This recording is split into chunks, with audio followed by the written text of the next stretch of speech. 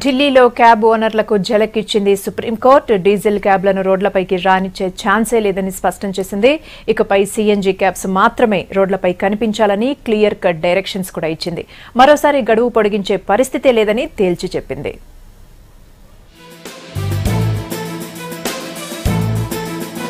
ఢిల్లీ రోడ్లపై డీజిల్తో నడిచే క్యాబ్లను అనుమతించబోమని సుప్రీంకోర్టు స్పష్టం చేసింది. డెడ్ లైన్ ను పొడిగించేందుకు నిరాకరించింది. ఇవాల్టి నుంచి డీజిల్ క్యాబ్స్ రోడ్లపైకి రాకూడదని ఆదేశాలిచ్చింది. పెట్రోల్, సీఎన్జీతో నడిచే క్యాబ్స్ మాత్రమే రోడ్డెక్కాలని డైరెక్షన్ ఇచ్చింది. నేషనల్ క్యాపిటల్ రీజియన్ లో డీజిల్ క్యాబ్స్ తిరగరాదని స్పష్టం చేసింది. Let's be very clear, the court was absolutely clear in spite of very strong appeals made by the taxi owners.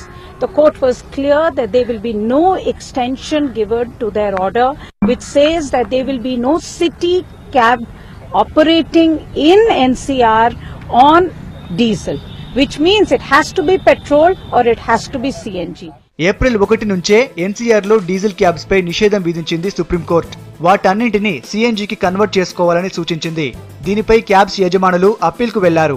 క్యాబ్లను సీఎన్జీకి convert చేసుకునేందుకు time ఇవ్వాలని కోరారు.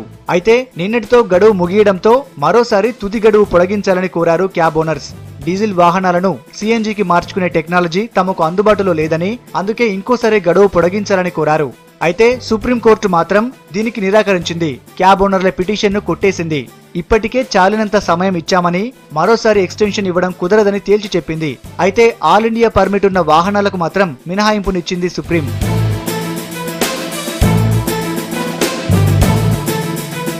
డీజిల్ క్యాబ్లను సీఎన్జీలకి మార్చుకునేందుకు ఇప్పటికే 2 సార్లు అవకాశం ఇచ్చింది సుప్రీంకోర్టు. మరోసారి గడువు పొడిగించుకునేందుకు నో చెప్పడంతో ఢిల్లీలో డీజిల్ క్యాబ్లకు బ్రేక్ పడింది.